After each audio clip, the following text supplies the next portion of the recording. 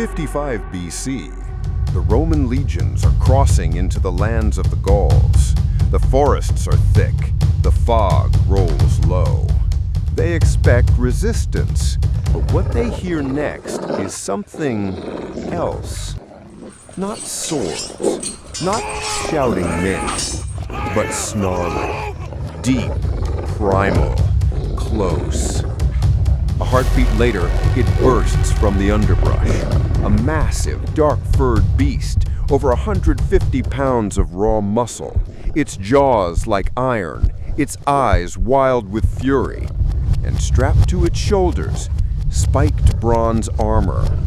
It is not a wolf. It is not a lion. It is something far more terrifying. A Roman war dog, bred to kill, trained to hunt men, unleashed by an empire that understood one thing above all else: fear wins battles.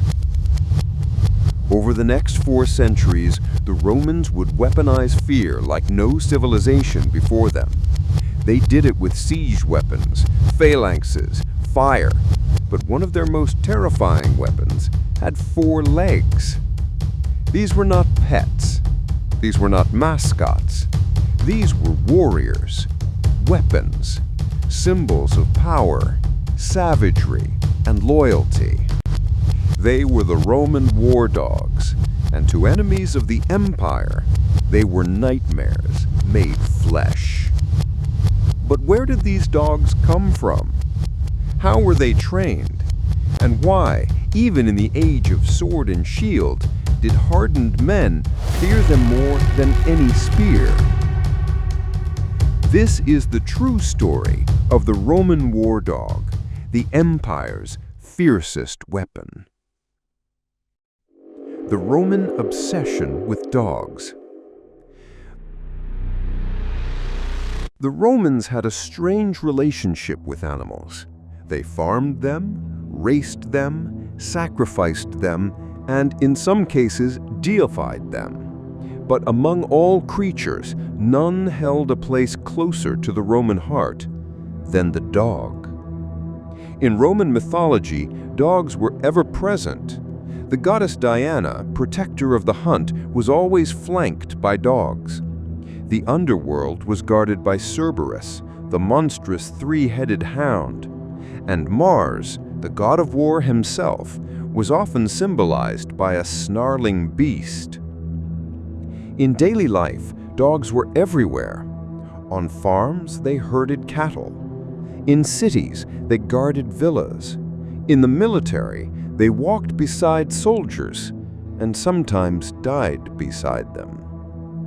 Archaeologists have unearthed mosaics from Pompeii and beyond, showing the Latin phrase cave canem, beware of dog.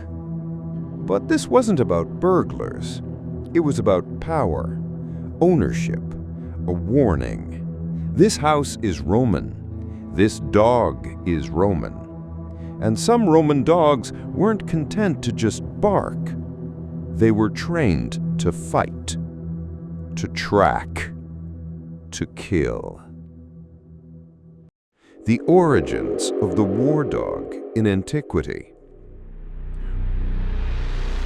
Rome was not the only to weaponize the dog. Long before Caesar crossed the Rubicon, other civilizations had already discovered the utility of war beasts. In ancient Egypt, dogs were painted in tomb murals beside soldiers. Used for guarding and hunting, they were honored in burial and legend. In Assyria, massive dogs with cropped ears were trained to chase and maul fleeing enemies. But the most influential canine warriors came from the Greek world, more specifically Epirus in northern Greece. There, a tribe known as the Molossians bred dogs for war. These were not cute lapdogs. They were Molossians, ancestors to today's mastiffs. Tall, powerful, and heavily muscled, they could hold their own against lions in the arena.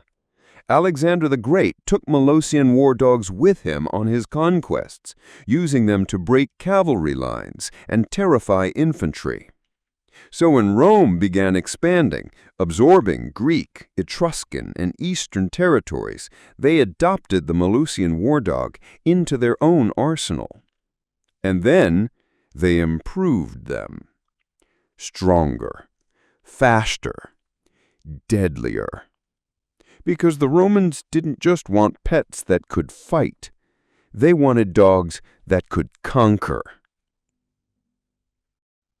Breeding the beast, Rome's canine arsenal. By the 1st century BC, Roman kennels were refining the Molossian into a military-grade weapon. They began crossbreeding with local mastiffs from Gaul and Britain, creating larger, more aggressive hybrids. The result? A line of Canis pugnace, literally fighting dogs. These dogs were massive, some weighing up to 160 pounds, built like tanks with bone-crushing bites. But it wasn't just size that made them dangerous. It was their training. From puppyhood, they were conditioned for war, fed raw meat to sharpen aggression, taught to ignore pain, fire, and loud noises, drilled in attack commands and formations. Roman handlers would beat war drums during feeding and exercise, associating the sounds of battle with rewards. Some were trained to identify the scent of foreign enemies. Others were conditioned to only obey Latin commands, ensuring that if captured, they could not be redirected. And when it came time for war, these dogs were armored. Yes, Roman war dogs wore armor. Leather paddings around the chest, chainmail over the spine. Some even wore spiked collars and shoulder spikes designed to gouge the legs of horses or impale enemies who tried to grapple them. They weren't just beasts, they were biological weapons. Into the fire.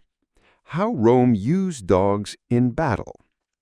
You might wonder, how exactly were dogs used in Roman warfare? The answer is in every way imaginable. At the front of battle, they were used for shock and awe. Imagine a Gallic war band bracing for a Roman charge, and instead a wall of snarling dogs comes barreling at them. Not dozens, hundreds. The enemy lines would break before the swords even arrived. In dense forest ambushes, especially in Germanic campaigns, dogs were sent ahead of the legions to flush out hidden attackers. They move faster than scouts. They smelled danger before men could see it, and they never got lost. Dogs also played a key role in defending camps. At night, they patrolled the perimeter, alerting to enemy movement, rooting out spies, and guarding prisoners. There are records of military scouts using dogs to track fleeing rebels, particularly during slave revolts. And in the most chilling accounts, dogs were used in executions. Captured traitors, rebels, and foreign spies were sometimes thrown into the arena, unarmed, and war dogs were unleashed to tear them apart in front of spectators. It was spectacle, but also psychological warfare, a message to all who dared defy Rome. The loyalty of death. Roman war dogs and their masters. Despite the brutality of their training, these dogs were not mindless beasts. They formed deep bonds with their handlers. Some soldiers wrote of dogs that refused to eat after their master died. Others guarded corpses for days, snarling at birds, scavengers, and even fellow Romans. One famous tombstone in Gaul reads, "To Lupo, who stood watch as his master fell, faithful beyond death, greater than any man." In some cases, Roman officers were buried with their dogs. Inscriptions honored them like fellow soldiers, Statues were carved in their image. The bond was not just practical, it was emotional, sacred. These were not just tools, they were comrades. The legacy of Rome's fiercest weapon. When Rome fell, the war dog did not disappear. Its legacy lived on. In medieval Europe, warhounds were used by knights, descendants of the Molossian line. In the Middle Ages, English and Spanish breeders developed the Mastiff and Alaunt, both shaped by Roman bloodlines. Even today, modern breeds like the Neapolitan Mastiff, Cane Corso, and Great Dane trace their ancestry back to Roman war dogs.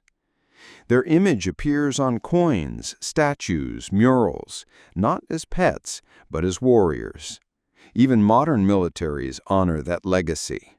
Dogs serve in special forces units. They track explosives, rescue wounded soldiers, and guard bases in war zones. Some receive medals, some receive funerals. All echo the loyalty of a tradition thousands of years old. They did not speak Latin. They did not raise swords. They never took oaths to the Republic. But they bled for Rome. They fought for Rome, and they died for Rome. The Roman war dog was more than a weapon. It was a symbol of power, of fear, of loyalty that no man could match. In a world of emperors and legions, these dogs carved a legacy not with words, but with teeth. And perhaps, in the ashes of empire, their memory lives on, because in every dog that watches your door, that sleeps at your feet, that defends you without hesitation, there echoes the spirit of something ancient, something noble, something Roman.